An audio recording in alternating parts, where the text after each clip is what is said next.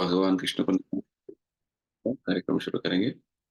नमः ओम विष्णुपादाय कृष्ण प्रेष्ठाय भूतले श्रीमते भक्ति वेदांत स्वामिन्निति नामिने।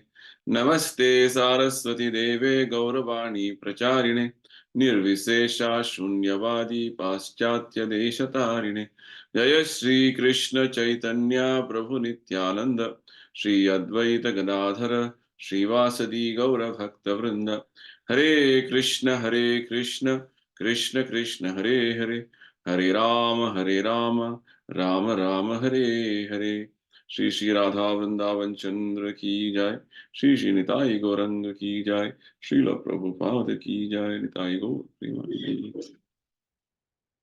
सबको स्वागत है आज के भगवत गीता का सत्संग कार्यक्रम में। हम आज भगवत गीता के 9वें अध्याय से हमारा जो डिस्कशन से कंटिन्यू करेंगे। हम अब तक अध्याय 9 से 9वें श्लोक तक हमने समझा हुआ है। आगे अगले 3 श्लोकों का आज हम समझने का कोशिश करेंगे। ये सभी सत्संग कार्यक्रम श्रील प्रभुपाद जी, जो अंतर्राष्ट्रीय कृष्ण भावनामृत संघ के संस्थापक आचार्य हैं, वर्ल्ड वाइड हरे कृष्णा मूवमेंट के संस्थापक आचार्य, उनकी कृपा से हो रहा है, जिन्होंने हमें भगवत गीता को इतना सरल रूप से दिया हुआ है। साक्षात जो भगवान ज्ञान दिया है, वही ज्ञान परंपरा माध्यम से प्रभुपाद जी हमें प्रदान कर रहे हैं हमारा भलाई के लिए। तो हम प्रभुपाद जी के प्रति हमारी कृतज्ञता व्यक्त करते हुए श्रीपद आदि शंकराचार्य जी द्वारा विरचित गीता महात्म्य का एक श्लोक समझने की कोशिश करेंगे। इस श्लोक का संख्या 4। गीता सुगीता कर्तव्य किमन्यै शास्त्र विस्तरैः स स्वयं पद्मनाभस्य मुख पद्मा विनिसृता। क्योंकि भगवत गीता भगवान के मुख से निकली है, अतएव किसी अन्य वैदिक साहित्य को पढ़ने की आवश्यकता नहीं रहती। केवल भगवत गीता का ही ध्यान पूर्वक तथा मनो योग से श्रवण तथा पठन करना चाहिए। केवल एक पुस्तक भगवत गीता ही पर्याप्त है, क्योंकि यह समस्त वैदिक ग्रंथों का सार है और इसका प्रवचन भगवान ने किया है। तो वो सुंदर बता रहे हैं शंकराचार्य जी कि क्योंकि भगवत गीता का ज्ञान अमृत भगवान के मुखारविंद से वो निकली हुई है, तो केवल इसे हमें ध्यान पूर्वक श्रद्धा पूर्वक ग्रहण करें तो हमारा जीवन सार्थक हो जाएगा। तो और दूसरे अन्य साहित्यों का, वैदिक साहित्यों का अध्ययन करने का कोई आवश्यकता नहीं है। यहाँ तक कि प्रभुपाद जी हमें गीता के पहले अध्याय में ही बताते हैं, जो अन्य शास्त्रों में जिनका अध्ययन करके जो हमें समझना है, भगवत गीता में वो सभी विषय उपलब्ध है। और उसके अलावा अतिरिक्त और बहुत सारे विषय भी गीता में उपलब्ध है। केवल भगवत गीता का ही हम संपूर्ण तरीके से अध्ययन करें तो हमारा जीवन शाश्वत हो जाए, सार्थक हो जाएगा। तो आज हम प्रभुपाद जी के एक बात भागवत में सुन रहे थे, देख रहे थे। तो प्रभुपाद जी वहां बोलते हैं कि केवल 2 ग्रंथ हैं, शास्त्र हैं, जिनका नाम है भगवत गीता और श्रीमद् भागवतम। केवल इनके साथ जो है हमेशा हमारा संग रहेगा, इनका अध्ययन करते रहेंगे। तो प्रभुपाद जी बोलते हैं कि हम भगवान कृष्ण का संग अवश्य करने वाले हैं हमारे अगले जीवन में। यानी कि हमारा भगवत धाम जाने का जो है ये गारंटी है, निश्चय है, निश्चित है, ये बात है। तो चलिए आगे बढ़ेंगे। आज का पहला श्लोक है श्लोक का संख्या 10 9वें अध्याय से। ये बहुत फेमस श्लोक है। मयाध्यक्षेण प्रकृति ही सूयते सचराचरम हेतुनानेन कौन्तेय जगत विपरिवर्तते। हे कुंती पुत्र, यह भौतिक प्रकृति मेरी शक्तियों में से एक है और मेरी अध्यक्षता में कार्य करती है, जिससे सारे 4 तथा सारे सारे चर तथा अचर प्राणी उत्पन्न होते हैं। इनके शासन में यह जगत बारंबार सृजित और विनष्ट होता रहता है। तो यहाँ पे भगवान अब तक जितने जो है विषय बताए हैं, उसका एक तरीके का निर्णय बता रहे हैं। हम्म, भगवान ने बस कुछ ही श्लोकों से हमें समझा रहे थे कि पूरा भौतिक संसार जो है भगवान के ही इच्छा के अनुसार उसका सृष्टि होती है। भगवान की इच्छा के अनुसार ही उनका स्थिति स्थिति होता है, और उनके इच्छा के अनुसार ही उसका लय भी होता है, विनाश भी होता है। और भगवान बता रहे थे कि सभी चीजें जो अभिव्यक्त हैं उनके शक्ति पर वो आधारित है, अवलंबित है, उन पर खड़े हैं। तो यहाँ पे स्पष्ट भगवान बता रहे हैं कि ये जो प्रकृति, भौतिक प्रकृति जो हम देखते हैं, इसको माया बोलते हैं, ये मेरे निर्देशन में, अध्यक्षता में काम कर रही है। मयाध्यक्षेण प्रकृति ही सूयते सचराचर। सूयते सचराचर यानी कि ये जो कुछ अभिव्यक्ति दिखा रहे हैं चर और अचर वस्तुओं का, जीवात्माओं का। जैसे अचर वस्तु, हम्म, अ, बहुत सारे जो है पहाड़ होंगे, भौतिक धातुएं होंगे, बहुत चीजें, भौतिक चीजें होंगे। अचर पेड़ भी अचर है। ऐसे बहुत सारे जीवात्मा भी अचर हैं। और चर वस्तु, चर जो है जीवात्मा जो चल चल सकती है, जैसे बहुत सारे जानवर है, पशु पक्षी है, मनुष्य है। इन सभी जीवात्माओं का जो सृष्टि जो है प्रकृति कर रही है मेरे अध्यक्षता में, भगवान बोल रहे हैं। और इस तरीके से भगवान ने एक बहुत अच्छा जो है एक नियम बनाया है, जो इस भौतिक संसार का जगत, जगत यानी कि जो हमेशा चलता रहता है, आगे बढ़ता रहता है, इसको बोलते हैं जगत। जगन्नाथा, ये जगत का नाथ भगवान। तो ये सृष्टि ऐसा नहीं कि एक स्थगित हो जाता है, ये भौतिक संसार स्थगित नहीं होता, हमेशा चलता रहता है, आगे बढ़ता रहता है, इसके लिए इसको बोलते हैं जगत। तो ये जगत जो है वास्तव में भगवान बोलते हैं, इसका सृष्टि और विनाश बार बार जो हो रहा है उनके निर्देशन पर हो रहा है। यानी कि इस भौतिक संसार के हर गतिविधि भगवान के अधीक्षण में, भगवान के आदेश पर, भगवान के निर्देशन में चल रहा है। रूपा जी बोलते हैं कि भगवान ने अब तक हमें बताया है, इस भौतिक संसार से भगवान को कुछ लेना देना नहीं है। पिछले श्लोक में भगवान बता रहे थे कि न च माम तानि कर्माणि निबद्धन्ति धनंजय उदासीन वदासीनम असक्तम तेषु कर्मसु। इस भौतिक भौतिक संसार के कोई भी जो कार्य भगवान को बांध नहीं सकता है। न च माम तानि कर्माणि निबद्धन्ति, जैसे हम इस भौतिक संसार के कार्यों में कार्य करते ही हम बंधित हो जाते हैं, बंधन में आ जाते हैं, कोई भी कार्य करें। साधारण का जो कार्य है, खाने का बात जो है, खाएंगे एक तरीके से नहीं खाएंगे, भगवान जैसे बोल रहे गीता में उस तरीके से बनाएंगे तो कर्म बंधन में आ जाएंगे।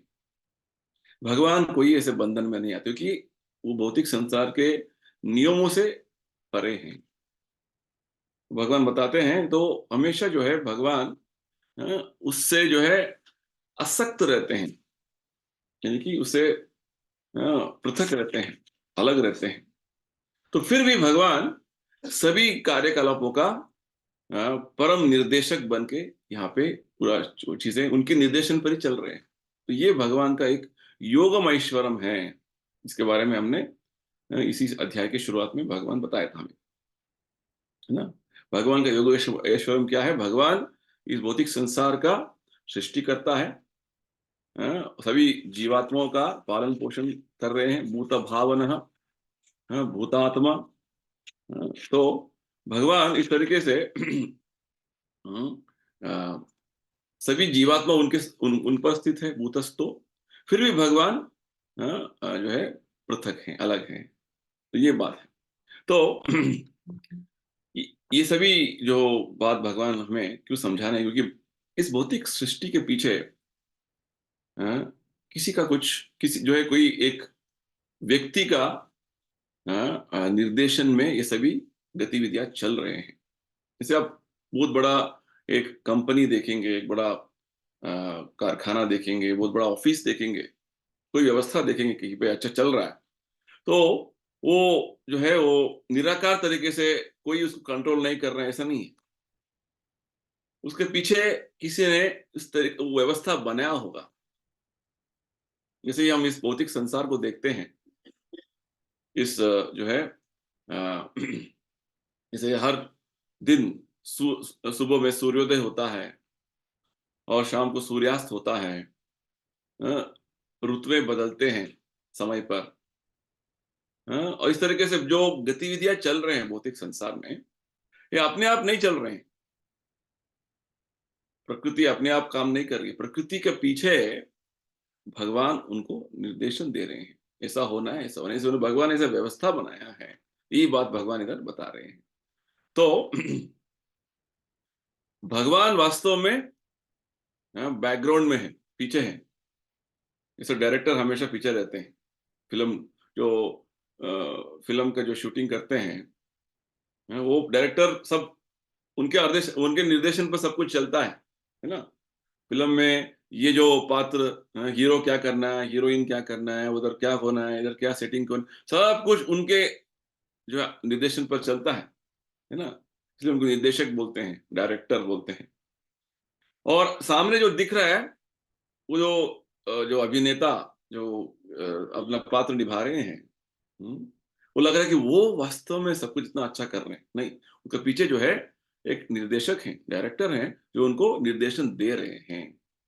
ठीक उसी प्रकार इस भौतिक संसार गतिविधियों के जो पीछे भगवान उसको निर्देशन दे रहे हैं, और भौतिक प्रकृति सामने लगता है कि भौतिक प्रकृति सब कुछ काम कर रही है।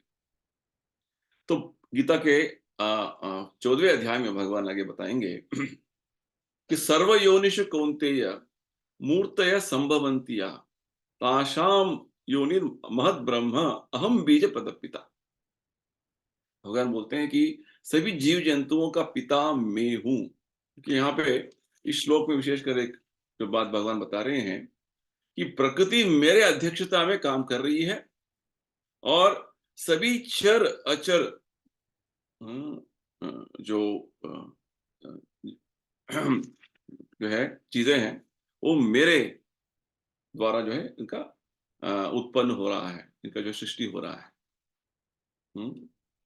जैसे जीवात्मा, जीवभूत और जड़ पदार्थें सभी भगवान के निर्देशन पर उनका सृष्टि हो रहा है। तो जैसे प्रभुपाद जी उदाहरण देते हैं, एक पिता है जो है, वो माता के गर्भ में, यानी कि एक पुरुष स्त्री के गर्भ में जैसे ही जो है वो बीज देता है, तो उसके बाद बच्चा जो है वो स्त्री के गर्भ में वो उत्पन्न होता है। तो ठीक उसी प्रकार प्रभुपाद जी बोलते हैं, ये भौतिक प्रकृति स्त्री है, माया स्त्री है, और भगवान केवल अपने दृष्टि मात्र से इस भौतिक प्रकृति में बीज डालते हैं। इसलिए भगवान बोलते हैं मैं पिता हूं। तो जैसे ही भगवान का दृष्टि इस भौतिक प्रकृति पर हो जाता है, तो अलग अलग जीवात्मा अपने पूर्व जो जन्मों में जो जो उन्होंने अधूरा छोड़ा था, जिन जिन जीव राशियों में थे, वो योनियों में थे, ठीक उसी प्रकार उनका पूर्व जो इच्छाएं, कार्यकलापों के आधार पर उनको शरीर मिल जाता है। तो वास्तव में भगवान के दृष्टि से ये सब कुछ संभव हो रहा है। तो यहाँ पे हम याद करेंगे 8वें अध्याय में भगवान ने बताया था, जब ब्रह्मा जी के रात होते ही पूरा प्रलय होता है, तो सभी जीवात्मा विष्णु के शरीर में समा जाते हैं, और ब्रह्मा जी के दिन होते ही फिर से सुबह सभी जीवात्मा फिर से सृष्टि हो जाता है। तो किस तरीके से सृष्टि और जो है उनका जो फिर से विष्णु जी के शरीर में चले जाते हैं, इसका बारे में भगवान यहाँ पे थोड़ा सूचना दे रहे हैं। सूयते सचराचरम। तो वास्तव में प्रत्यक्ष रूप से भगवान जो है इस भौतिक सृष्टि में उनका कोई हाथ नहीं है।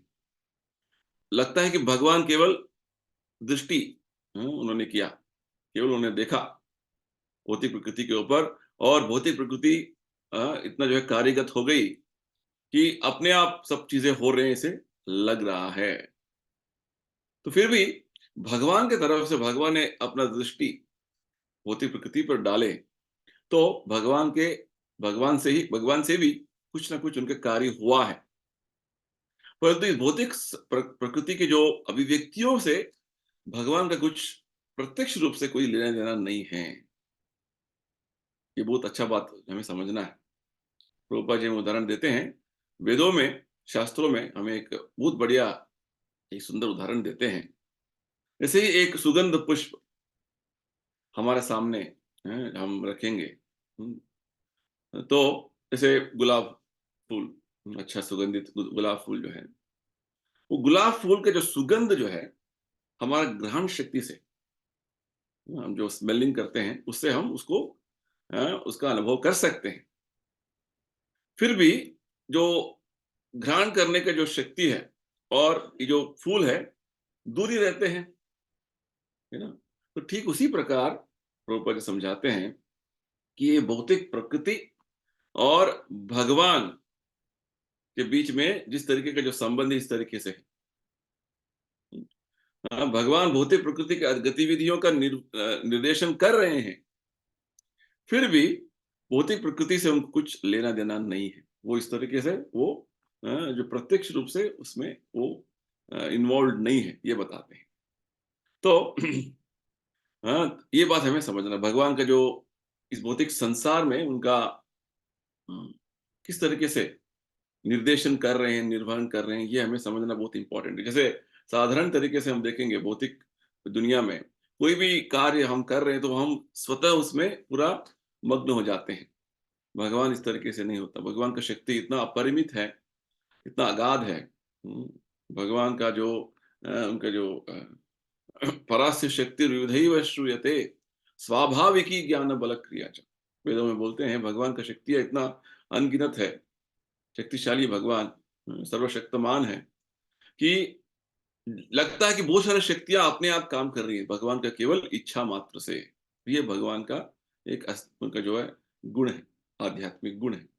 तो वास्तव में प्रभुपाद जी समझाते हैं ये पूरा भौतिक प्रकृति जो है, बिना भगवान के निर्देशन पर वो कुछ भी नहीं कर सकती है। भौतिक प्रकृति अपने आप में उसका कुछ कार्य करने का कोई क्षमता नहीं है। केवल भगवान के स्पर्श से प्रकृति काम कर सकती है। फिर भी भगवान इस भौतिक प्रकृति से हमेशा अलग रहते हैं। ये बात है। उसके संपर्क में इतना, जैसे हम संपर्क में भौतिक प्रकृति के संपर्क में नहीं रहते, यानी कि भगवान भौतिक प्रकृति के नियमों के अधीन में नहीं है। ये बात हमने पिछले श्लोक में समझ लिया है ना? जैसे प्रभुपाद जी उदाहरण देते हैं, एक जज कोर्ट में बहुत सारे जो आदेश देते हैं, किसी को जो है फांसी का सजा देते हैं, है ना? और किसी को इतना सारा जो है कंपेंसेशन मिलना है, मुआवजा मिलना है, तो उनको वो ऑर्डर करते हैं, हाँ इनको ये मिलना है, इतना पैसा मिलना है। तो इस तरीके से देखेंगे तो वो जज कुछ नहीं कर रहे हैं, लगता है। फिर भी वो सभी जो कोर्ट में जो कुछ कार्यकलाप चल रहे हैं, उनका पूरा देख-रेख उन्हीं के निर्देशन पर चल रहा है। और किसी व्यक्ति को फांसी में जो है उनको चढ़ाना है, किसी को कुछ अच्छा जो है होना है, उससे कुछ जज को लेना-देना नहीं है। वो केवल सरकार के कानून के हिसाब से वो अपना कार्य कर रहे हैं।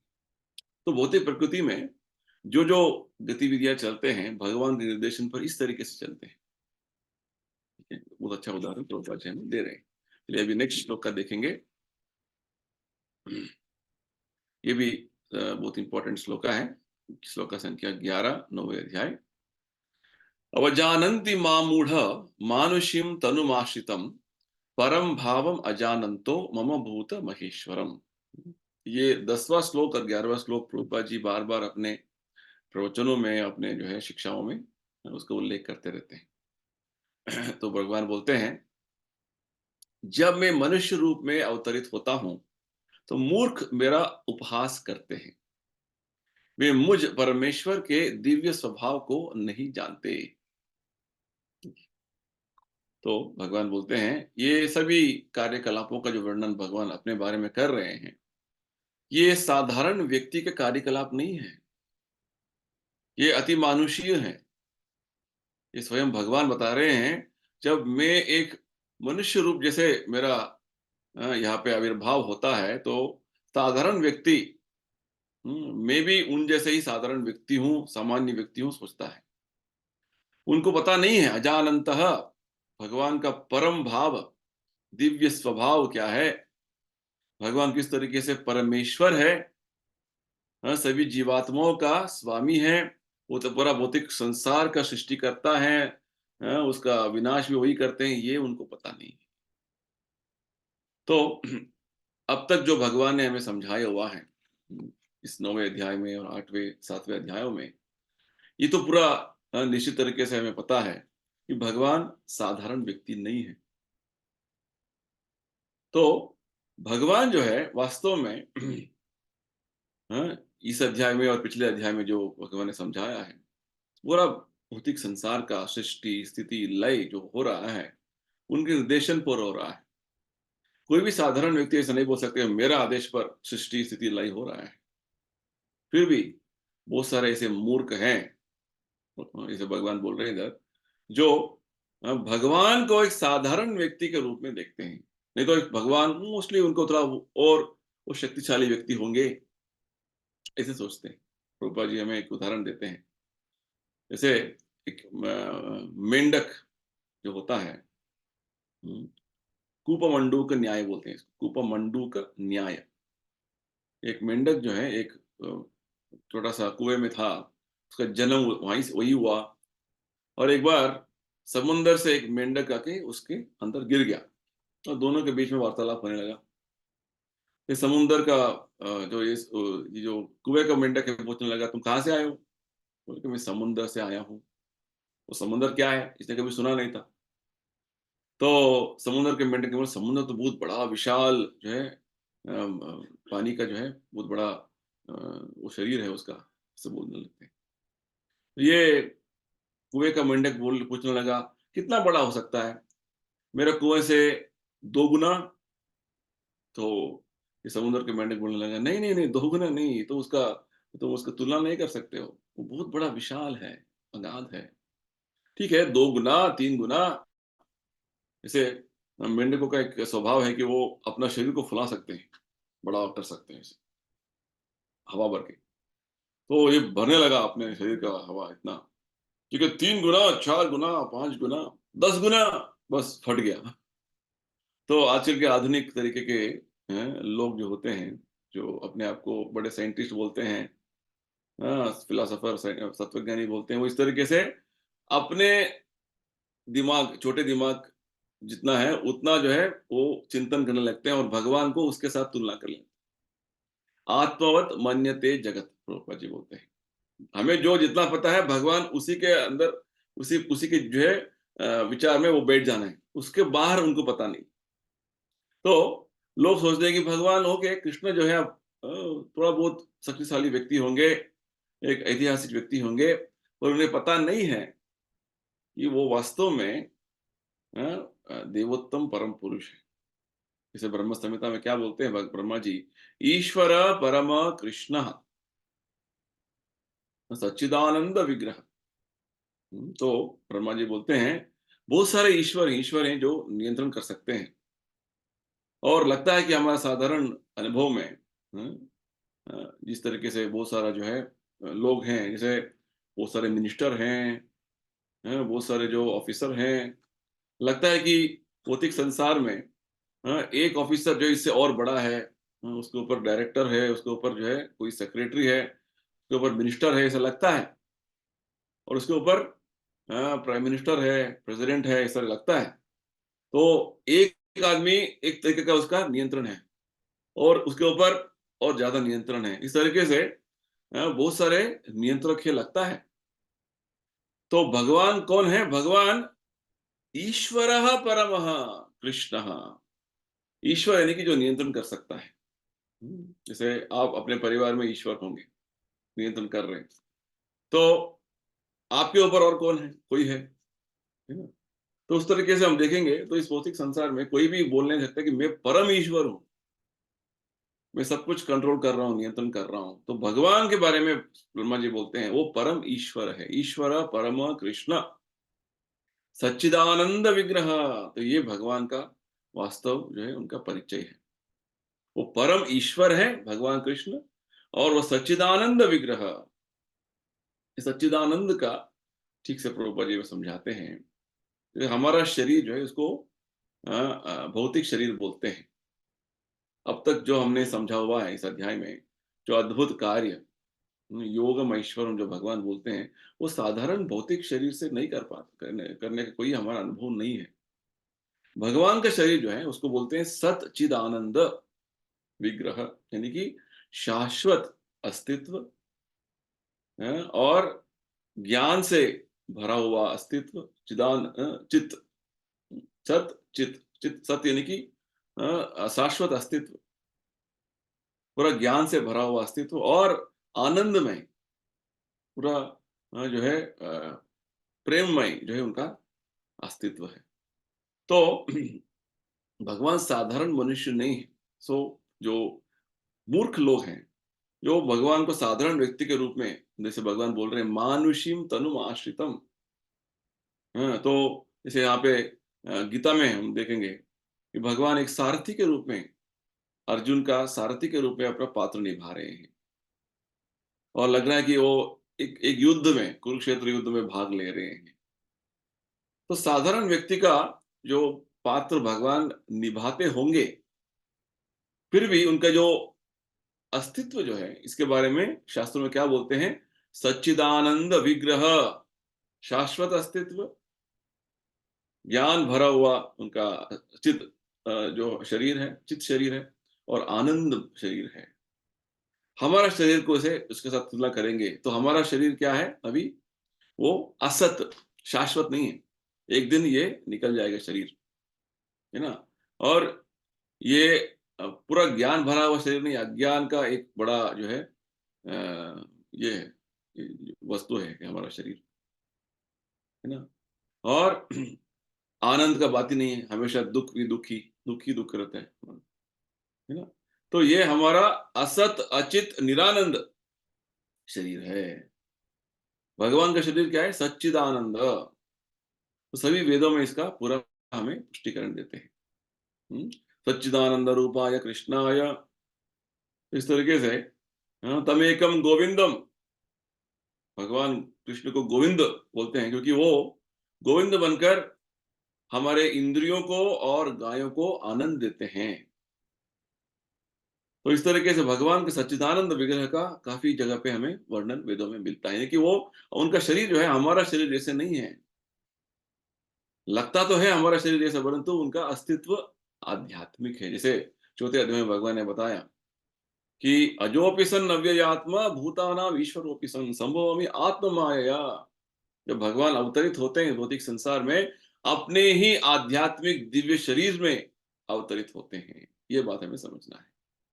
तो भगवान का इतना दिव्य गुण संपन्न जो है भगवान है, तो फिर भी बहुत सारे पंडित और व्याख्याकार जो है भगवत गीता पर जब व्याख्या लिखते हैं तो भगवान का निंदा करते हैं। भगवान को साधारण मनुष्य के रूप में वो देखते हैं।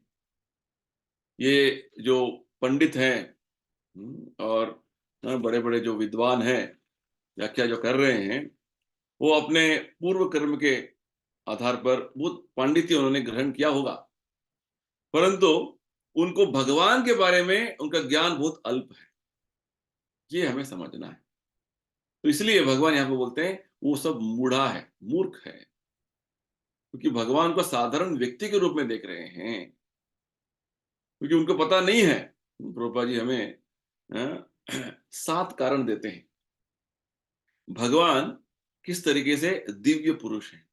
भगवान साधारण व्यक्ति नहीं है। जब हम भगवान को उस तरीके से, उस दृष्टिकोण से देखेंगे तो हमें भगवान का वास्तव अस्तित्व समझ में आता है। तो पहला कारण प्रभुपाद जी देते हैं, अ, भगवान जब इस भौतिक संसार में अवतरित होते हैं, तो उनका सभी कार्यकलाप जो है, जैसे भगवान ने समझाया हुआ है इसी अध्याय के दूसरे श्लोक में, राजविद्या राजगुह्यम।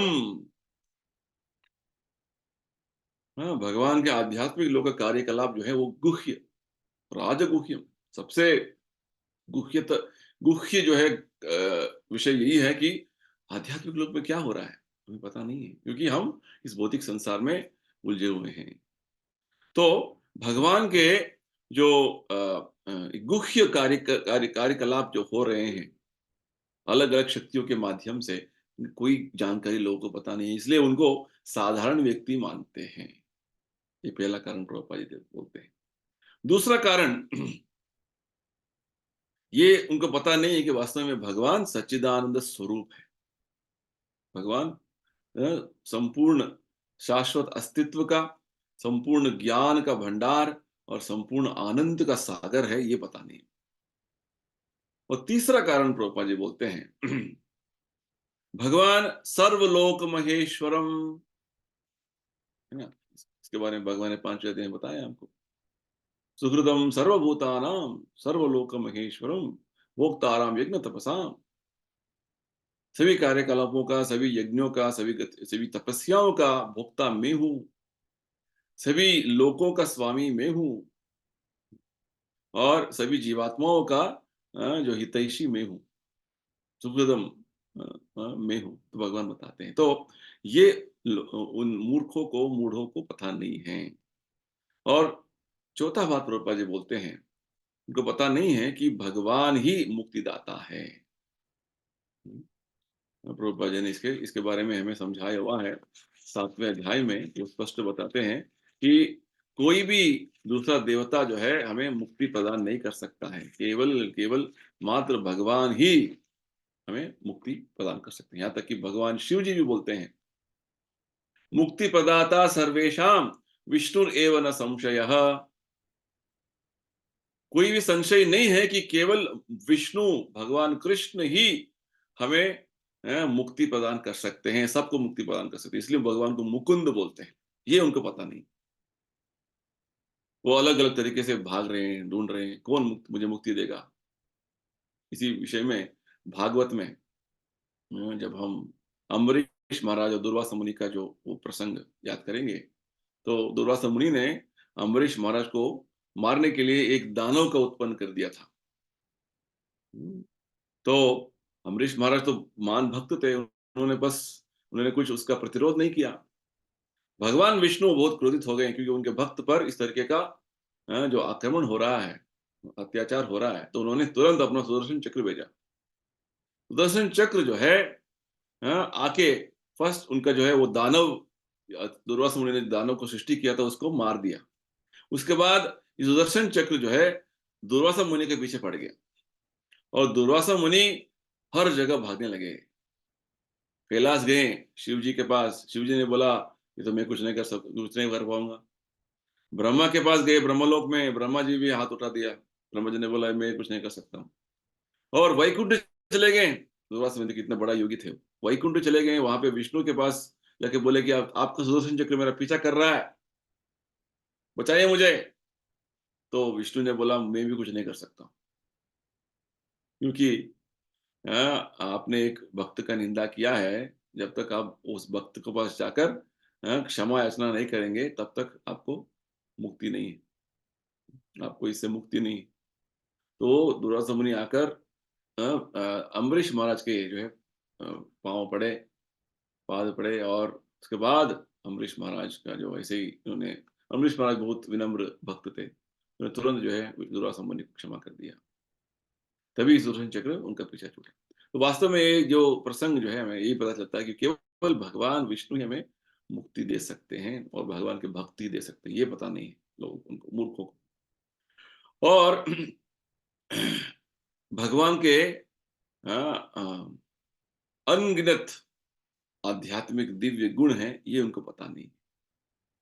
ब्रह्मा जी हमें अ, भागवत में समझाते हैं, कोई बड़े विज्ञानी जो है इस भौतिक संसार में जितने-जितने जो है धूल के कण हैं, उसे गिनेंगे, और हिमालय में और बहुत सारे जो बर्फ जो गिरते हैं उन देशों में जो है वो ये जो बर्फ के कणों को गिनेंगे, फिर भी वो भगवान के गुणों का गणना में ये कुछ नहीं है, क्योंकि भगवान के गुण अनगिनत है।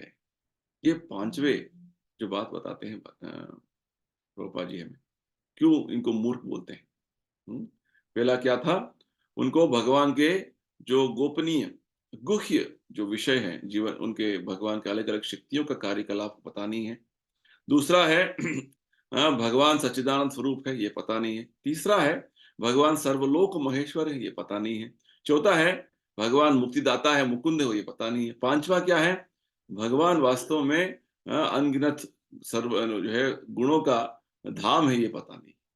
और छठा विषय भगवान प्रभुपाद जी बोलते हैं कि वो सोचते हैं कि भगवान का जो आविर्भाव जो है वो साधारण व्यक्ति का है। क्यों मान रहे हैं, क्योंकि भगवान का अंतरंगा शक्ति से आविर्भाव होता है, ये उनको ज्ञान नहीं। हाँ, इसे भगवान क्या बोलते हैं, अजोपि सन अव्ययात्मा भूतानाम ईश्वरोपि सन संभवामि आत्मा मायया। भगवान का आत्मा माया, आध्यात्मिक शक्ति से भगवान का आविर्भाव होता है, ये उनको पता नहीं है। तो भगवान, सातवां जो विषय जो है प्रभुपाद जी बोलते हैं कि भगवान इस भौतिक संसार का स्वामी ऐसे हैं कि वो भगवान बोलते हैं कि प्रकृति भी उनके अधीन में काम कर रही है। जैसे सातवें अध्याय में भगवान ने क्या बोला, भगवान ने बोला कि मम माया दुरत्यया। तो भगवान बताते हैं कि दैवी एष गुणमयी मम माया दुरत्य माम एव ये प्रपद्यन्ते माया मेताम प्रकृति। ये माया शक्ति, इसे इससे पार करना बहुत कठिन काम है। दैवी, क्योंकि ये मेरा प्रकृति है, मेरा शक्ति है, ये मेरे निर्देशन पर काम करती है। भगवान बोलते हैं दैवी एष गुणमी मम माया दुरत्या माम एव प्रपद्यन्ते, केवल मेरे शरण में जो आएंगे तभी आपको इसका इससे उद्धार मिलेगा, इससे आपको छुटकारा मिलेगा। भगवान बोलते हैं यानी कि जो भगवान वास्तव में हम्म, पूरा भौतिक संसार का सृष्टि स्थिति लय का जो नियामक है, नियंत्रक है, और वो जो है भले ही भौतिक प्रकृति के अधीन में कैसे आ पाएंगे, नहीं, उसका वो स्वामी है, मास्टर है। ये बात उन्हें पता नहीं है। साधारण जो मूर्ख हैं, जो उनको पता नहीं है। तो वास्तव में प्रभुपाद जी हमें इस तरीके से समझाते हैं कि भगवान हर चीज का, हर जो है अभिव्यक्ति का स्वामी है। कविम पुराणम मनुशासितारम मनोरणीयांश मनुस्मरेद्य। आठवें अध्याय में भगवान ने बताया था किस तरीके से हमें उनका स्मरण करना है। कविम यानी कि भगवान सब कुछ जानते हैं, भूत भविष्य वर्तमान। पुराण, सबसे पुरातन व्यक्ति भगवान है। कविम पुराणम अनुशासितारम, और अनुशासितारम सबका सब पर शासन कर रहे हैं भगवान। तो इस तरीके से हमें भगवान का स्मरण करना है। अणोरणीयांशम अनुस्मरेद्य, अणु से भी और छोटा भगवान जो है उनका अस्तित्व है। और महतो महियान, सबसे बड़े से बड़े व्यक्ति भगवान है। छोटे से छोटा, बड़ा से बड़ा, ये भगवान का जो है उनका अस्तित्व है। तो ये हमें जानना है, ये हमें समझना है। इनको इसको बोलते हैं अचिंत्य शक्ति। इसी के बारे में भगवान ने क्या बताया था इसी अध्याय की शुरुआत में, योगमैश्वरम।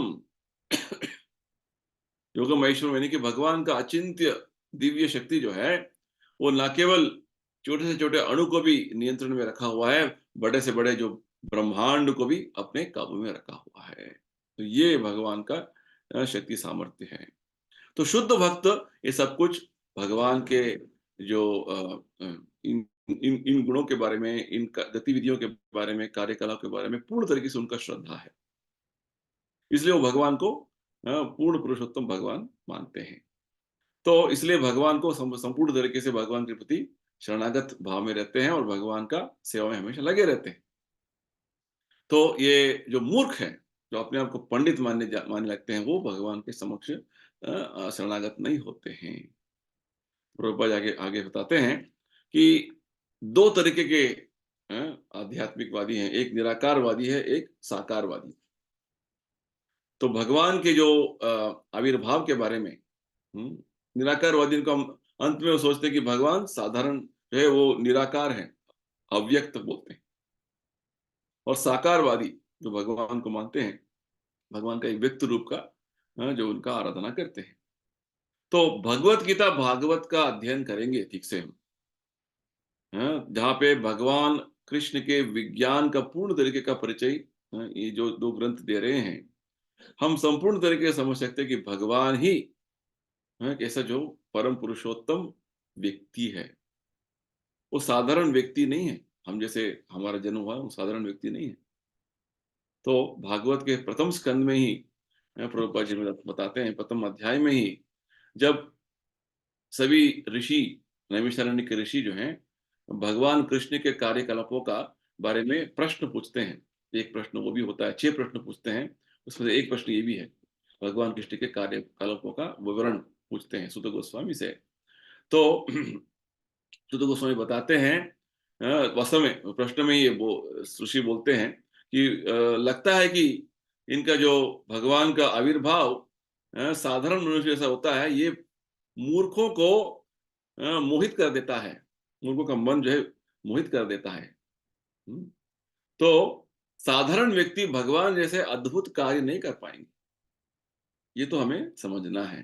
जैसे उदाहरण में प्रभुपाद जी समझाते हैं हमको, जब भगवान का जब जन्म हुआ कारागृह में देवकी वसुदेव के समक्ष, तो वो पूर्ण नारायण के रूप में व्यक्त हुए, चतुर्भुज रूप में व्यक्त हुए। और ये वात्सल्य प्रेम से वात्सल्य प्रेम से जो है देवकी वसुदेव बहुत घबरा गए, क्योंकि वो सोच रहे थे कि जैसे 7 बच्चों का हत्या उन्होंने कर दिया, कंस ने कर दिया है, इसका भी हत्या इस तरीके से हो सकता है बोल के वो डर गए।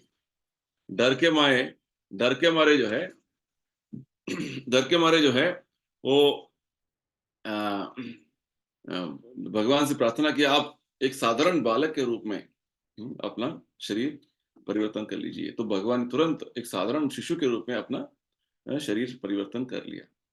तो ये भी भगवान का एक दिव्य लक्षण है, दिव्य गुण है। तो आगे हम देखेंगे 11वें अध्याय में अर्जुन चाहते हैं कि भगवान अपना विश्व रूप दिखाए, और विश्व रूप देखकर अर्जुन बहुत घबरा जाते हैं। उसके बाद भगवान को प्रार्थना करते हैं अर्जुन की, फिर से आप अपना साधारण रूप व्यक्त कीजिए। तो भगवान तुरंत अपना जो जो है भगवान अपना चतुर्भुज रूप दिखाते हैं। उससे भी अर्जुन संतुष्ट नहीं होते हैं। फिर से अपना वास्तव रूप जो है द्विभुज मुरलीधर, ये रूप में आने के लिए भगवान से प्रार्थना करते हैं, तो भगवान अपना श्याम सुंदर रूप में वापस आ जाते हैं। तो इस तरीके से भगवान किसी भी तरीके का जो अपना शरीर अ, अपना जो है स्वरूप ग्रहण जो है वो ले सकते हैं, ये बात हमें समझनी। जैसे द्वारका में हमें बहुत अच्छा उदाहरण मिलता है। द्वारका में भगवान 16,108 रानियों के साथ अपना गृहस्थ जीवन बिता रहे थे। ऐसे नहीं कि एक भगवान हर दिन एक-एक रानी के साथ, ऐसा बात नहीं है। नारद मुनि जब द्वारका में आए, क्या चल रहा है भगवान का लीला देखने के लिए, तो एक जैसे वो एक रानी के जो है एक एक महल में उन्होंने प्रवेश किया नारद मुनि, वहां पे भगवान एक रानी के साथ हंसी मजाक में लगे हुए हैं, और दूसरे महल में गए तो वहां पे अपने बच्चों को कुछ बता रहे हैं भगवान। तीसरे में गए तो वहां पे कुछ कैसे कोई वैदिक विधि नियमों का अनुसरण कर रहे हैं अपने परिवार के साथ। तो वही भगवान अलग अलग महल में अलग अलग तरह के कार्यकलापों में लगे हुए हैं। इसका पूरा वर्णन आता है भागवत में 10वें स्कंद में। तो क्या हुआ, भगवान 16,108 रूपों में विस्तृत हो गए। सब रानी को ऐसा लग रहा था कि भगवान केवल मेरे साथ है, ये भगवान है। ये साधारण व्यक्ति नहीं कर सकता है। हमारा अनुभव में कोई व्यक्ति जो है 2 शादी कर लेता है, 3 शादी कर लेता है, क्या है उसको ऐसा नहीं कि हर पत्नी के साथ हर वो सब पत्नियों के साथ एक हर दिन रहता है, ऐसा तो हो नहीं सकता है। ये साधारण व्यक्ति का अनुभव है। तो ये भगवान का दिव्यत्व के बारे में हमें भागवत में, भगवत गीता में इतने सारे उदाहरण मिलते हैं, ये हमें समझना है। तो इस तरीके से प्रभुपाद जी का यहाँ पे बहुत जो है, बहुत अच्छी तरीके से प्रभुपाद जी पूरा भागवत इस अध्याय, इस विषय में, इस श्लोक के तात्पर्य में बहुत अच्छी-अच्छी बातें बताते हैं। आपसे निवेदन है कि आप इसको अच्छी तरीके से थोड़ा अध्ययन कीजिए। और विशेषकर प्रभुपाद जी बोलते हैं कि निराकारवादी जो हैं, वास्तव में वो अ, मंदिर के पूजा के बारे में बहुत जो है निंदा करते हैं। हुँ। और वो बोलते हैं कि भगवान हर जगह मौजूद हैं, सर्वत्र हैं, तो आप मंदिर के माध्यम से क्यों भगवान को बाँध रहे हैं? तो प्रभुपाद जी बोलते हैं भगवान हर जगह मौजूद है, सर्वत्र सर्वव्याप है, तो मंदिर में नहीं है क्या?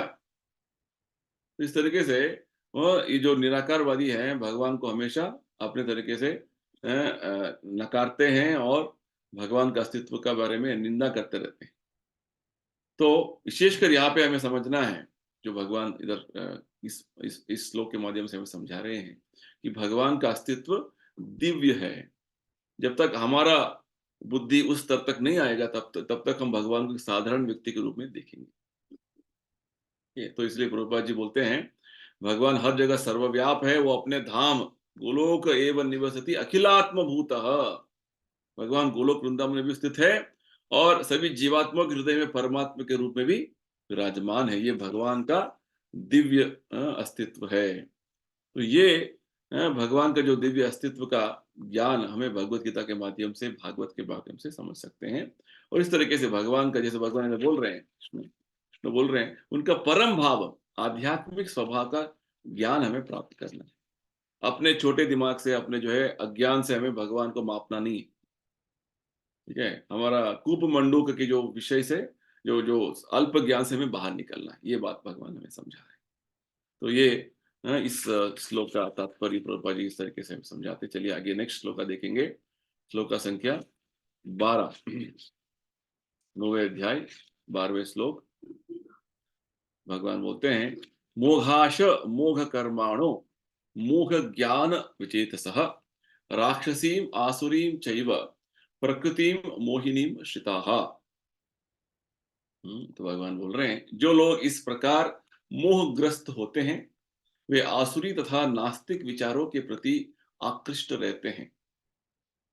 इस मोहग्रस्त अवस्था में उनकी मुक्ति आशा, उनके सकाम कर्म तथा ज्ञान का अनुशीलन सभी निष्फल हो जाते हैं। तो किस तरीके के लोग इस प्रकार, कौन से लोग? जो भगवान को साधारण व्यक्ति मानते हैं। अवजानन्ति मां मूढ़ मानुषिम तनुम आश्रित। जो व्यक्ति, जो लोग भगवान को साधारण मनुष्य मानते हैं, वो मोहग्रस्त हो जाते हैं। प्रकृतिम मोहिनीम श्रिताः, और आसुरी तथा नास्तिक विचारों के प्रति आकृष्ट हो जाते हैं। ये बहुत अच्छा बात भगवान बोल रहे हैं। तो वास्तव में जो अभक्त हैं, जो देखिए इस अध्याय में देख रहे हैं, शुरुआत से भगवान यही बात हमें समझा रहे हैं। शुद्ध भक्त क्या करते हैं, अभक्त क्या करते हैं?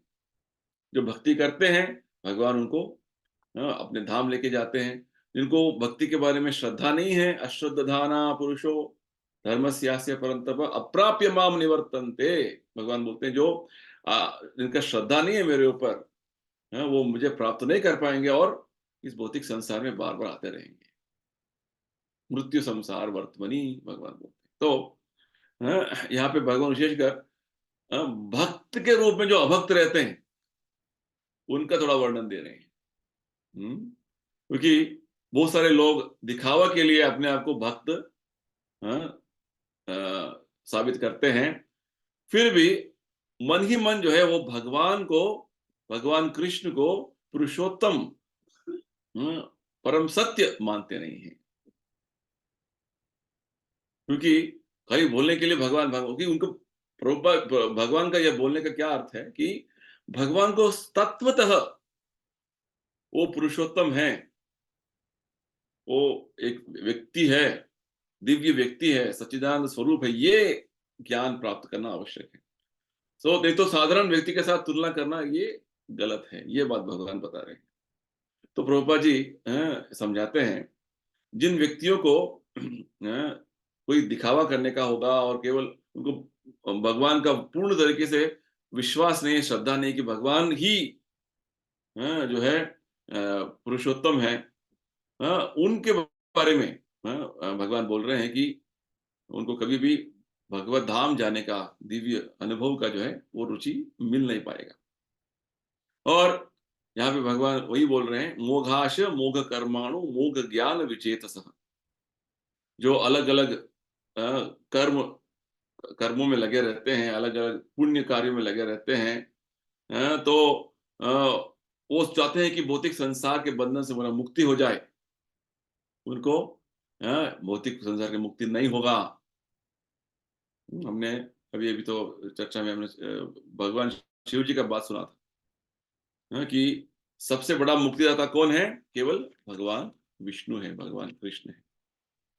कोई भी जो है मुक्ति प्रदान नहीं कर सकता है। केवल भगवान मुक्ति प्रदाता सर्वेषां विष्णु एव न संशयः, ये बात बताते हैं। तो अलग-अलग कर्मकांडीय कार्य करके, पूजा करके, कुछ पुण्य कार्य करके हम मुक्त हो जाएँगे, तो ये संभव नहीं है।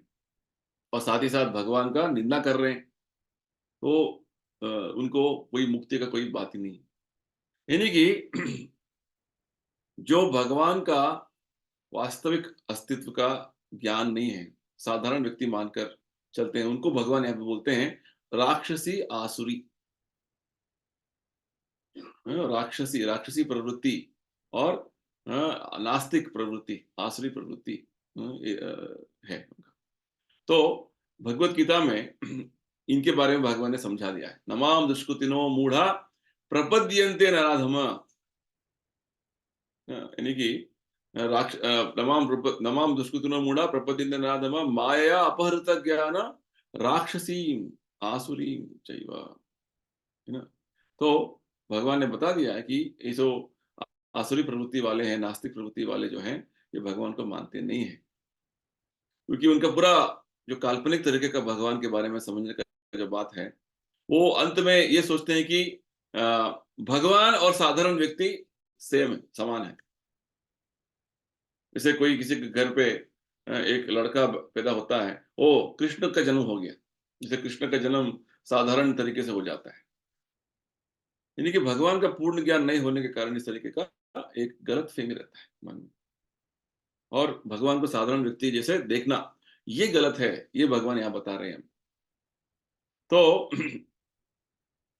भगवान भी हम जैसे ही साधारण व्यक्ति है, जैसे भगवान ने बताया, ये सब वास्तव में ठीक नहीं है। हमारा ज्ञान जो है इसी तरह लेवल पर रहेगा, तो वो अज्ञान है, भगवान बताते हैं। तो भगवान बोलते हैं इस तरीके से भगवान का तुलना करके मैं भी भगवान बन गया, इस तरीके से करने का जो है ये सहजिय बोलते हैं इसको। सहजिय यानी कि भगवान का तरह अनुकरण करना। और इस तरीके से भगवान का तरीके से अनुकरण करना, वो तो हमेशा हम उसमें विफल रहेंगे। कभी भी हम सफल नहीं हो पाएँगे। एक एक अच्छा जो एक लीला है, भगवान कृष्ण के जीवन में।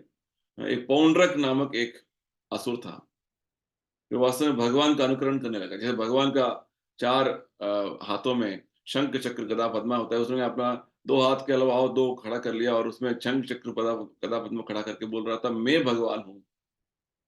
और भगवान को चुनौती दिया उसने, तो भगवान तुरंत वहाँ पे आकर जो है, तुरंत अपने सुदर्शन चक्र से उसको खत्म कर दिया। तो ये वास्तव में ये जो दानवी प्रवृत्ति, नास्तिक प्रवृत्ति वाले जो लोग हैं, उनका कुछ भी प्रयत्न जो है भगवान को नकारने का, वो हमेशा विफल रहेगा। तो यही बात भगवान यहाँ पे समझा रहे हैं। तो ऐसे जो नास्तिक व्यक्ति वेदों का, वेदांतों का और शास्त्रों का अध्ययन करेंगे, फिर भी उनका कोई जो है उन्नति नहीं होने वाली। जैसे रावण बहुत बड़ा वेद वेद पंडित था। उसका वेद वेद का पांडित्य जो है केवल अपना दानवीय आसुरी प्रवृत्ति को बढ़ाने के लिए था। भगवान को, भगवान रामचंद्र को वो स्वीकार नहीं कर रहा था। तो यानी कि क्या हो गया इससे? क्योंकि भगवान तो गीता में बोलते हैं वेदेषु सर्वैरहमेव वेद्यः। सभी वेदों से भगवान बोलते हैं मुझे जानना है। तो वो नहीं जान पाए, तुम केवल दूसरे-दूसरे विषयों को अपने आप जो है समझ रहे तो आपका मन मोहित हो गया, भ्रमित हो गया है। तो विशेषकर भगवान हमें ये समझा रहे हैं, इस भगवान को साधारण मनुष्य समझना सबसे बड़ा अपराध है।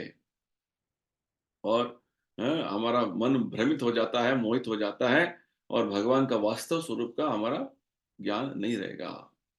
प्रभुपाद जी हमें उल्लेख करते हैं, एक शास्त्र जिसका नाम है बृहन वैष्णव मंत्र, वहां पे स्पष्ट बताया गया है कि जो भगवान कृष्ण का शरीर को साधारण भौतिक वस्तु मानते हैं, तो उन्हें सभी तरीके के पूजा विधि विधानों से बहिष्कार करना है, इस तरीके से बोलते हैं।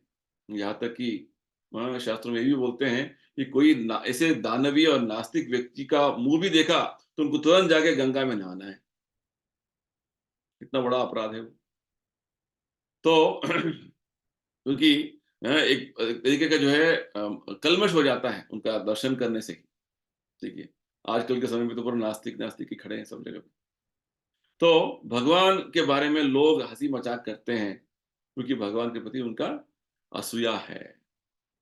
तो भगवान आगे बताते हैं, ऐसे असूया दानवी प्रवृत्ति वाले जो लोग हैं, बार बार मूढ़ जन्मनि जन्मनि अलग अलग तरीके के जो है योनियों में दानवी जो है जन्मों के योनियों में वो बार बार जन्म लेते रहेंगे।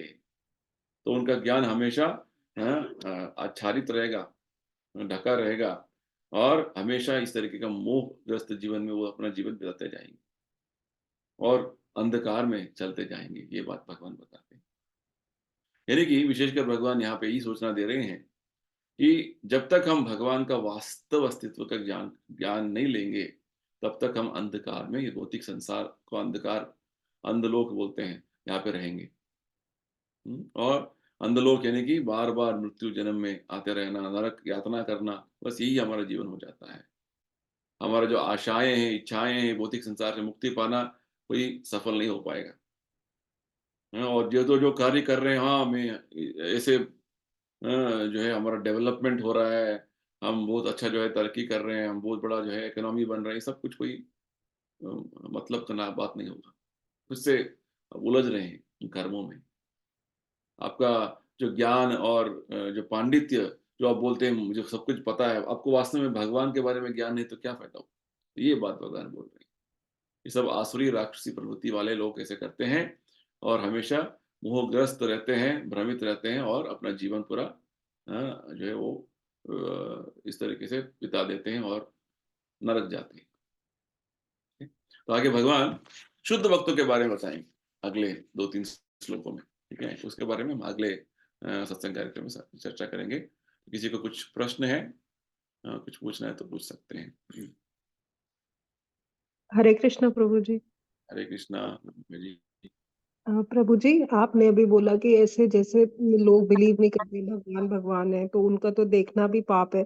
तो अभी हम लोग तो ऐसे लोगों के साथ रह रहे हैं, तो दिन में 10 बार उनका चेहरा भी देख रहे हैं, उनके साथ बैठ भी रहे हैं, उठ भी रहे हैं, तो कैसे उनके साथ डील करना चाहिए, कैसे रहना चाहिए? तो हमारे लिए सबसे बड़ा कवच जो है, चैतन्य महाप्रभु ने दे दिया हमको। ठीक है, वो कवच है हरे कृष्णा मंत्र। ठीक है, वो हरे कृष्णा मंत्र हम जप कर रहे हैं, तो आप एटलीस्ट आप जो है सभी तरीके के वो कलमश से आप दूर हो जाते हैं। यही बात बोलते हैं ना कली संदर्भ परिषद में।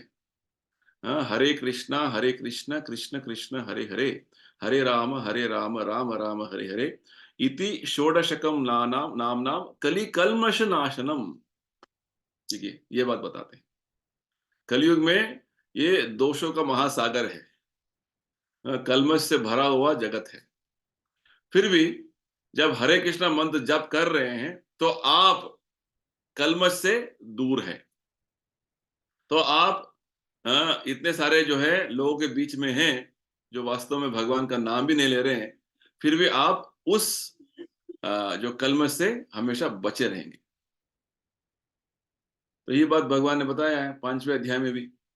जब भगवान के सेवा में आप मग्न हैं, ब्रह्मण्याधाय कर्माणि संगम त्यक्त्वा करोति यः लिप्यते न स पापेन। ठीक है, भगवान बोल रहे हैं। पद्म पत्र युवाम्भस, वो उदाहरण देते हैं भगवान। पद्म पत्र कमल के पुष्प पुष्प कमल कमल के जो है पत्र होते हैं, पत्ता होता है, वो कीचड़ में नीचे रहता है, फिर भी ऊपर में पूरा साफ-सुथरा रहता है। तो हम इन लोगों के बीच में हैं, हमें प्रचार भी करना है उनको, बोलना भी है और हमारा भक्ति भी करना है। कैसे करेंगे? ब्रह्मण्याधाय कर्माणि संगम त्यक्त्वा करोति। हम संपूर्ण तरीके से भगवत सेवा में मग्न हो जाना है। तो ये हमारा सबसे बड़ा, जैसे प्रभुपाद जी बोलते हैं, वैक्सीनेशन है, इम्यूनाइज़ेशन। हम जो रोगग्रस्त लोगों के बीच में रहेंगे, फिर भी हम उससे बाधित नहीं होंगे। जब भगवान का नाम ले रहे हैं और प्रसाद का सेवन कर रहे हैं और गीता का ज्ञान हमेशा मन में रखने का कोशिश कर रहे हैं, तो ये जो रेगुलेशंस यहाँ पे जो बताया गया है, वास्तव में उन लोगों के लिए है जो कुछ करते नहीं है, है ना? वो पूरा अधर्म के जीवन जी रहे हैं। हुँ? और भगवान को एक बहुत इतना नीचे देखते हैं, उनके लिए है। तो हमारा तरफ से हमें क्या करना है? कि हमारा भक्ति हमें करते रहना है और जितना हो सके हमें उनका सहायता करने का कोशिश करना है, जो हमारे बीच में हैं लोग, ठीक है ना? तो जैसे हम उदाहरण में समझ सकते हैं कि अ, प्रहलाद और हिरण्यकशिपु, यहाँ का जो संबंध जो है, प्रहलाद तो महान भक्त थे, हिरण्यकशिपु सबसे बड़े दानव थे। फिर भी प्रहलाद महाराज जो है अ, उनके जो पिता हैं, उनका जो जो सम्मान देना चाहते स सो जम सम्मान दे रहे थे, वो सम्मान दे रहे थे। फिर भी अपना जो भक्ति में तो पूरा मग्न थे और जितना सारा समय जो है हिरण्यकशिपु उनके उनके साथ जितना पीड़ा उनको देने का उन्होंने जितना किया, फिर भी प्रहलाद महाराज उसको पूरा सहन कर रहे थे। सहन करके जो है भगवान के स्मरण में हमेशा लगे रहते थे।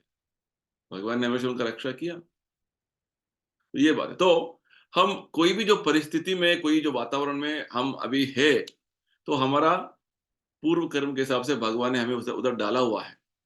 तो हमारा एक जो स्व इच्छा, जो हमेशा हम उसे पूर्ण तरीके से भगवत सेवा में लगा सकते हैं, वो ये है कि हम 24 घंटे भगवत सेवा में लगे रहने का हमारा कोशिश होना है, बस ये बात है। तो बाहर का जो वातावरण कुछ भी हो, हम अंतरंग बहिरंग, हम भगवत भक्ति में लगे हुए हैं, तो कुछ भी बाधित नहीं हो सकता है, ये बात है।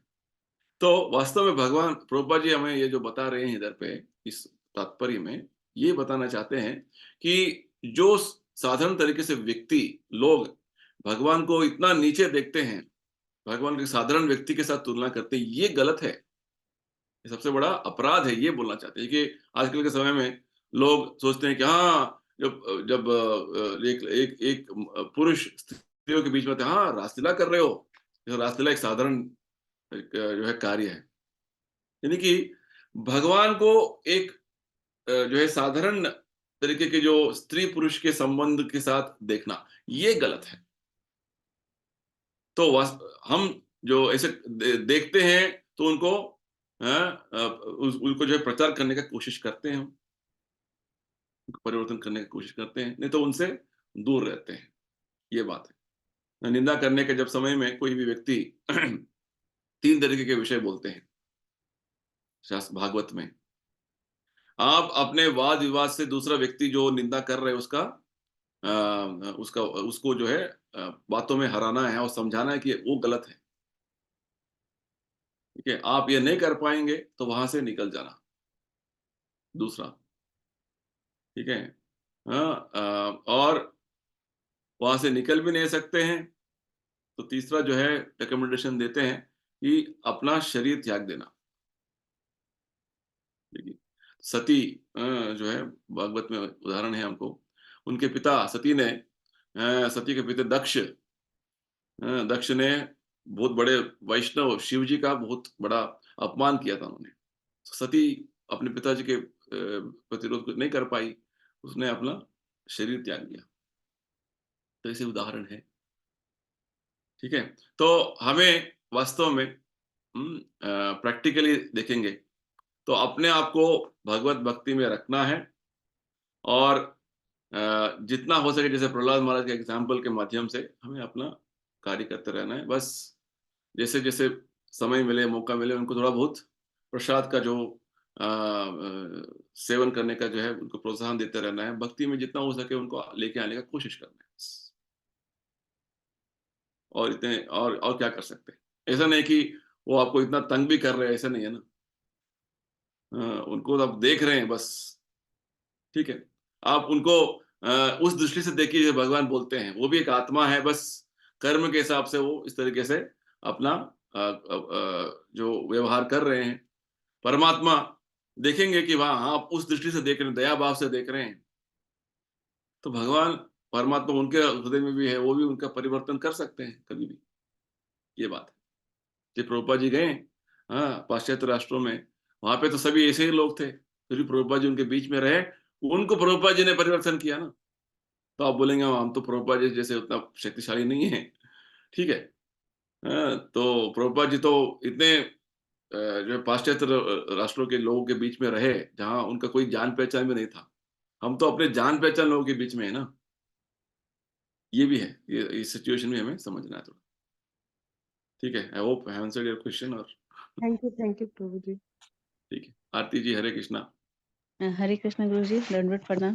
गुरुजी, ये शुद्ध जपा कैसे करेंगे? जपा करते समय कभी नींद आने लगता है, कभी ध्यान भटक जाता है, कभी कुछ, मतलब 16 माला तो कर ही लेते हैं, जैसे कभी हुँ, एक बार में हो जाता है 16 माला, कभी 2 बार में हो पाता है, 2 बार बैठने पे। ठीक लेकिन है। ध्यान इतना भटकता है, कभी जो बातें नहीं आनी चाहिए वो बातें भी दिमाग में आने लगती है, नींद आने लगती है, पता नहीं अचानक से झपकी आने लग जाएगी, कभी कुछ, कभी कुछ। तो यही ध्यान पूछ गुरुजी। कि आपका जपा का जो गुणवत्ता है, वो बढ़ना है ना? क्वालिटी बढ़ना है। तो प्रभुपाद जी बोलते हैं जी जपा गुरुजी। करने के लिए क्या करना है? एक महिला शिष्य थी, बहुत इस्कॉन के बहुत शुरुआत में, उनका नाम था मालती देवी दासी। उन्होंने प्रभुपाद जी से पूछा, जी। प्रभुपाद जी जप करने के समय में हमें क्या सोचना है, क्या करना है? ठीक है? तो प्रभुपाद जी ने बोला, आपको कुछ भी सोचना नहीं है, कुछ भी नहीं करना है, केवल हरे कृष्णा मंत्र को उच्चारण करना है, हरे कृष्णा मंत्र को सुनना है बस। हरे हरे कृष्ण। जी, जी गुरुजी। बस इतना ही बोला प्रभुपाद जी ने। Do nothing, think nothing, only chant and hear Hare Krishna mantra. अच्छा, ठीक, हाँ गुरुजी। अब हमें नींद क्यों आता है पता है? जी हमें गुरुजी। नींद इसलिए आता है क्योंकि आप जब जप करते हैं तो आपका हरे कृष्णा मंत्र आप जो उच्चारण कर रहे हैं उसको नहीं सुन रहे हैं। आप आपका दिमाग दिमाग की बातें सुन रहे हैं। हाँ, हाँ गुरुजी। जी। हाँ, तो ये होता है। तो आपका चेष्टा ये होना है, आपका ध्यान हरे कृष्णा मंत्र के शब्द पर होना है, जो आप उच्चारण कर रहे हैं। हरे कृष्णा, हाँ, कृष्ण जी, कृष्ण, जी। हरे राम, राम राम, हरे हरे। जब ध्यान पूर्वक उसको सुनते जाएँगे ना, तो वो आपको हमेशा जागृत रखेगा। जैसे आप खाते-खाते सोते नहीं है ना, नहीं, नहीं गुरुजी। कभी भी सोते नहीं हैं, क्योंकि जी, ध्यान है आपको, इतना अच्छा लग जी। रहा है खाने का। तो ठीक उसी प्रकार हरे कृष्णा मंत्र का जो जप में भी जब तक आप मंत्र का जो विधि ऐसे बोलते हैं प्रभुपाद जी, उसका विधि जी, क्या है? हरे कृष्णा मंत्र को स्पष्ट उच्चारण करना, स्पष्ट जी। उच्चारण करना, पूरा हरे कृष्णा, कृष्ण कृष्णा, हरे हरे, स्पष्ट उच्चारण इम्पोर्टेंट है क्योंकि इस मंत्र के रूप में भगवान अवतरित हुए हैं। जी गुरुजी, चैतन्य ये प्रभु जी। भगवान जी, अवतरित इस तरीके से हुए हैं, तो ये भगवान आ गए हैं, उनको स्वीकार करना है। कैसे स्वीकार करें? श्रवण से। कान के अंदर पे उनको जाने के लिए, प्रवेश करने के लिए हमें उनको स्वागत करना है। तो ये भावना से करना है। जी, जी गुरुजी। बस कल 2 दिन पहले किसी ने मुझे एक व्हाट्सएप भेजा था। हुँ, अभी वो निकालता हूँ उसको, बहुत अच्छा भेजा था। ये आपके जो प्रश्न का जो है बारे में ही है। अच्छा। तो हुँ, 1 सेकंड। हुँ,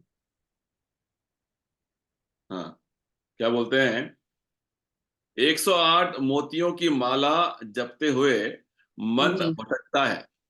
जी, जी गुरुजी। और वही 500 के नोटों का बंडल गिनते समय मन जी। एकाग्र रहता है। हाँ जी, गुरुजी। जी। हरे कृष्ण। ये सब तो माया का तो ये विचार करने का बात है, तो गड़बड़ कहाँ है सोचिए। जी, गुरुजी। तो आओ, आओ, 500 आओ। नोट के 500 नोट के बंडल में लो। एक नोट कम हो गया तो बार-बार गिनते हैं बहुत ध्यानपूर्वक। हरे कृष्णा मंत्र का 108 मोतियों में जो जप करते रहते हैं, एक मोती छूट गया कोई ध्यान नहीं, "ओ चलो आगे बढ़ो।" ये बात है। यानी कि हमारा ध्यान कहीं कहीं कहाँ पे भटक रहा है, बस। है ना? भटक जाते हैं इधर-उधर। हुँ? तो ये गलत है। यानी कि हमारा पूरा एकाग्रता, प्रभुपाद जी बोलते हैं, हरे कृष्णा मंत्र बोलिए, उसी को सुनिए, बस ये विधि है, और कुछ नहीं करना। तो आप पूरा 16 माला आप देखेंगे इतना अच्छे तरीके से कर सकते हैं। और ये भी समझना है हमारा जो जो भगवान का जो गीता में जो ज्ञान दिया है उसको अध्ययन करना है, दूसरे समय में, ताकि वो ज्ञान हमारा मन में रहे, पीछे बैकग्राउंड में रहे। हम क्या कर रहे हैं एटलीस्ट उसके बारे में हमें ज्ञान होना है ना। हम स्वयं भगवान कृष्ण जो मंत्र में अवतरित हो गए हैं, उनका जो है स्वागत कर रहे हैं हरे कृष्णा मंत्र के जप करके। हरे कृष्णा यानी कि प्रभुपाद जी बोलते हैं, हम भगवान कृष्ण और राधा रानी से प्रार्थना कर रहे हैं, भगवान आप अपने सेवा में मुझे लगाइए, है ना?